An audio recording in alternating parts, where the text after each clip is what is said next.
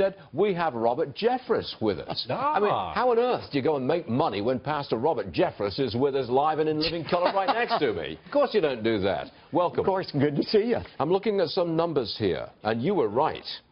81% of evangelicals voted for Donald Trump. 16% voted for Hillary Clinton. Yeah. You got it dead right. You know, I was in Trump's office yesterday afternoon. He asked me, how is the vote going to be for evangelicals? I said, oh, it's going to be strong. I'm sure glad it turned out that way. When you said that to him, what did he say to you? He was very pleased by it. He thought it would be as well. And I think what this reveals, Stuart, is there was that hidden evangelical vote, people not wanting to admit they were voting for Trump. A producer last night here at Fox said to me that her mother was in a Sunday school class, and the mother finally confessed to the class, I'm voting for Trump. All the other women started laughing and said, we are too, but we're afraid to tell anybody. But the bottom line is surely that the evangelicals voted against Hillary Clinton because she represented a change on the Supreme Court. That's right. Etc. That's social right. policies. They voted against Hillary Clinton. And yet, in many ways, it was Trump who was the change candidate because they were tired, we were tired of 8 years of the Obama liberal administration that was a war on religion. Look at that. 81% went to Donald Trump. Yeah. I can't remember the statistics on Mitt Romney, but he didn't get anything like No, this that is number. historic. Stuart, this is historic. No Republican nominee has ever gotten that level of support from evangelicals. There is no such thing as the evangelical church. I mean, you don't have a hierarchy, you don't have a central no authority. Popes. No popes, no bureaucracy, no bishops, you know, That's Episcopalian, that's for sure. So how did you get the word out?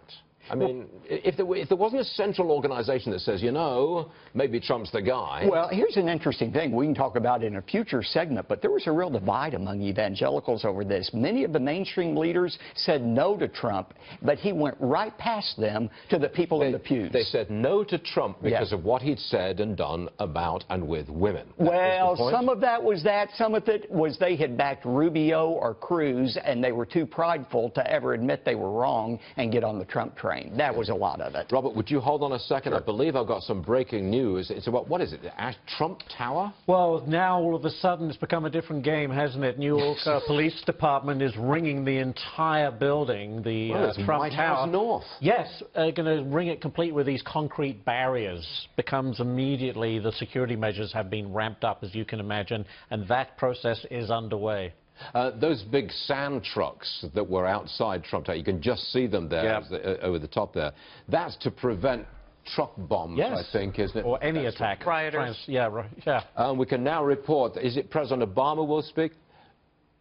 Right.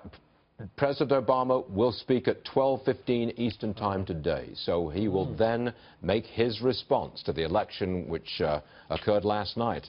I can't believe that anybody's just joining us and doesn't know that Donald J. Trump is the president-elect.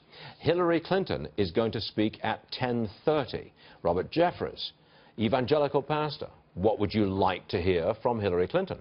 Well, I would like to hear her congratulate Donald Trump just as he did her last night. I thought his speech was pitch perfect, set the right tone. And, you know, I've said today on my social media, I think all Christians need to be praying for Donald Trump, but I would have said the same thing had Hillary Clinton become the president. We need to pray for our leaders. Earlier today, we broached the idea of a blanket pardon by President-elect Trump, when he becomes the president, pardon everybody on the Clinton camp, anybody and everybody who had done anything wrong. Clean sweep. Now, you're a Christian. we believe in forgiveness. Right. Do you believe in a pardon? You know, we individually are to forgive those who wrong us. Government's never told to forgive. And so I think President Trump will need to weigh what is justice, but what is also best for the spirit of the nation. But as a Christian, wouldn't you want to see that clean sweep? Not necessarily. No? No. No, well, I think the government has to render justice. If it doesn't punish evildoers, as Romans 13 says, you have chaos in society. Government has to keep order in society. That's their goal, and that's their objective. You and I need to forgive one another individually. Unto him that hath shall be given. From he who hath not shall be taken away. Amen, brother. Can you come preach this Sunday? No. I always thought that was the biblical justification of capitalism, but that's a different story. What do I know?